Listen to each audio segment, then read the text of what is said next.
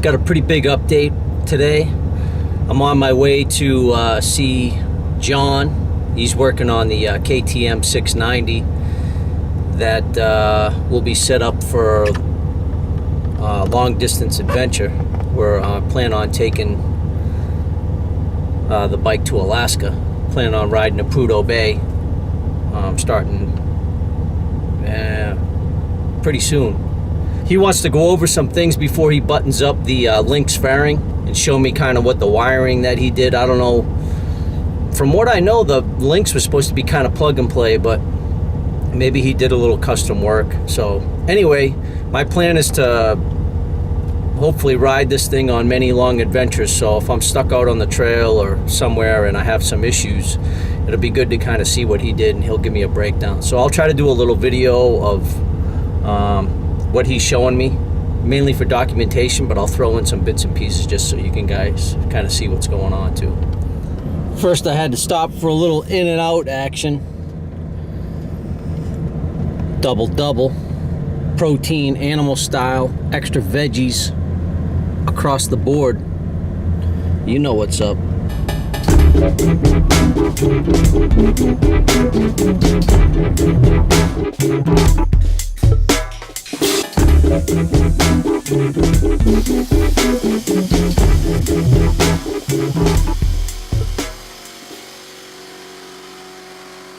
This is a junction block that ties in this fuel system into the original fuel system. So that's this silver piece here. Okay. This intermediate part. So it basically is a gravity-fed unit. That tank... Now, is this a KTM piece or a rally raid? No, it's all rally raid. Okay. So that tank ties into this tank at a T, goes in here, and then feeds in there. And like I said, what you should do is come over here, and this is a Petcock. You have one on each side. Out, opens up the gas, so any gas in here will flow out. But I think what's happening is they compete against one another in terms of gravity. Okay. So if there's a lot of gas in this may overwhelm the amount of gas in here. Like let's say you're down to a gallon or a half a gallon. I think the volume of this and the weight of it will push back and start refilling this. So let's say you're on reserve and you open up this Petcock to let this gas tank flow into it. You may see your volume rise and your reserve light will disappear. Am I going to overflow? No, you're never going to overflow, because at some point it'll just get so heavy that it's just going to stabilize itself. Basically, when where the pressure from this won't have enough to overfill. Yeah, that. they basically, typically like in 3 environments like this, they kind of almost will level out at some point. And at that point they start fighting. And where does this tank tie into that tank? I'll show you in a second. Okay, but okay. Here's what I would getting do. ahead. Here's what I would do. I would fill these up and not use them until you run on reserve.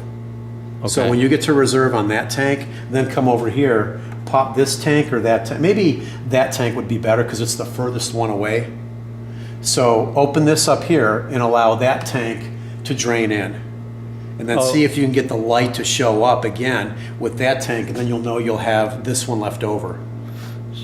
Yeah, I want to run them individually. Separate? Really? I would do that to figure out what's actually happening. So do I need a wrench to do that, or is that no, just put them hand tight? Yeah, just hand tight. Here, turn that. I'll tell you what, I'm going to tighten it up. And as soon as you feel it gets snug, just a teeny bit more. Don't be a gorilla. So just back it up. You see it get loose? Yep. You want to turn it about 2 turns, because then you know that it's fully open. Okay, to where it catches again? When it's open? Then you know it's fully open. Yeah. That's okay. You don't have to go that far because it's a gravity. It's not going to back out and come out, right? No. Okay. So you snug that up. So, and when you fill these, you want to do the same thing. You want to make sure you shut that off. Make sure it's closed. They're closed, because that way you know that if that's closed and you fill this up, you know you have 1 full tank of gas here. You know you have 1 full tank of gas there. You fill this up, you have 1 full tank. If you leave these open, I can guarantee you what will happen. What happened with me, it's like this is going to fill up, and then it's going to start going burp, burp, burp, and filling this one up and filling that one up, and they're going to try to level out, and they won't level out probably until you ride and you jar it enough where the fuel kind of stabilizes itself. But don't I want to do that a little bit to get some fuel in the lines too? There'll always be fuel in the lines unless you run out of gas. Oh, there will, okay. Yeah, you're never going to get all that out. Okay. You don't want to get to the point on your fuel pump where you're running super low or run out of gas, because the fuel pump is lubricated by it. That's what keeps it cool, and that's what keeps it lubricated. When you run totally out of gas, you're overheating it and you're compromising it. To put a fuel pump in, you have to either drop your swing arm. You got to take these 4 bolts out and pull that whole unit down, and that's where your fuel pump's in. But that's quite a project. I mean, I think you should be. I was going to replace your filter in the fuel pump, but it looked perfectly clean, so it didn't. Oh, you were able to see it? Yeah, because you have to pull the unit completely out in order to slip the adapter on. Really, it looked clean, huh? Yeah, it looked clean. You didn't have any issues at all. And I thought there was anything at all concerning about it, I would have replaced it. Here's the tick marks on the bolt for your subframe. So if you take a look, those 2 are lined up. So if these 2 get off, like you see this one here, that means it's loosening up and you want to tighten it up. Okay. This is a quick disconnect for both of these tanks to the rear tank. If you push this and pull that out, you are disconnecting the fuel system. You're back to just running off your 3.5 gallons back here, and you have nothing going on up here. And it will not leak because they're spring-loaded ends. That's what I was going to ask you. So you just push that. And then it just push apart. clips together You put them back together? Yeah, you push it in and you push it together until they almost bottom, and then you let it go. If you get close, you can kind of release your thumb off of that and let it. You want it to gently slide in. Yeah. Guys that just kind of grill it clicks. Yeah, okay. It's pretty distinctive. Now, and here's what you got to watch, and this is why I routed it out here and I didn't hide it. I want you to basically, if you ever need to disable this system, it's right here. It's not hidden anywhere. So you can disconnect it. What you should look for is if this is rubbing. If you start seeing chafing and there's wear, this is just another place where you've got to get some electrical tape and wrap it up and use it as a buffer. Okay. This is something you'll figure out as you ride. Let me show you how this is set up.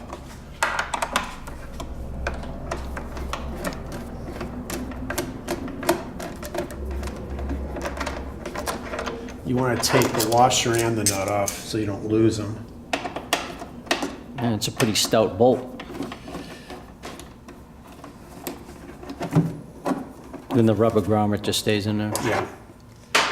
Now if we come here, this is the routing that you need to maintain. This bracket is a rally rate product, and how this goes on is there are 3 bolts on the back, and what you do is you dry fit this and you rotate it till you find the perfect place where it just relaxes and there's no stress, and that's where I tightened it down. So it's at the perfect angle and height and everything so that it hits on here perfectly. So it'll be pretty easy for me to put it back on. This is exactly how you take it off. But here's what's important. Is there any marks on here to see if it moves? No, that's never going to move. There's so much torque on those 3 bolts on here. Okay. Basically, you'll know if it moves if you can't line it up. Okay. If you go to put your bolts in or something weird going on. But the amount of weight that these carry... Say if a crash or something, if it comes over there, you're not going to shift. You'll destroy this before that shifts. Okay. Yeah. And this is a special bolt that went in there to adapt for this, so it goes into the frame, so it's not going anywhere. Okay. You know, it's not going to... Now, take a look at this. This is what's critical. This is what you need to keep an eye on, all your fuel lines and their routing, because you want them to go in a way that they're not going to chafe and rub. Get pinched, yeah. So, like, if you get a chance and you need to get in here, or you want to take, when you run out of gas and one night you're doing service, pull this off and take a look at your hose and see if you see any rubbing anywhere. Maybe this thing is Now, going is to there enough rub. slack in that to where I can lay it down somewhere, or No, not really? that's the problem. If you create too much slack, then you have, because the other thing is, you need this to be on the low spot because it's a gravity-fed system. So this needs to be at its lowest. And if you look, the Petcock's here. Right. Yeah, so it's pretty close. It's too low. Right. Like the only way you're going to get the gas out of this is if you're moving and it's sloshing around. Do a few wheelies. Well, that would help too. If you run out of gas, a lot of times it's a good idea to take your bike, lay it down on the handlebar on one side, or lay it down on the other side. Like with the Petcock bikes, you know where the gas is at. Right. So you can sometimes get another 20, 30 miles out of it. But here's the big deal. See how it goes in here and how it relaxes? You need to keep an eye on that because we don't want it burning And here's the other. Did you zip tie it anywhere? Or? No, because the problem with that is then there's no movement. Right, there's no slack. Like, how do I zip tie it and then you go to take it off? Because people will just say, well, you know, I just know mechanics are going to say, it's a good idea for stuff to be able to float within a safe environment. When you start zip tying everything, sometimes when they start to chafe at that point, and with a fuel line, which is going to swell, because these are going to swell 25, 30%, especially like in a hot environment, and gas breaks down the rubber.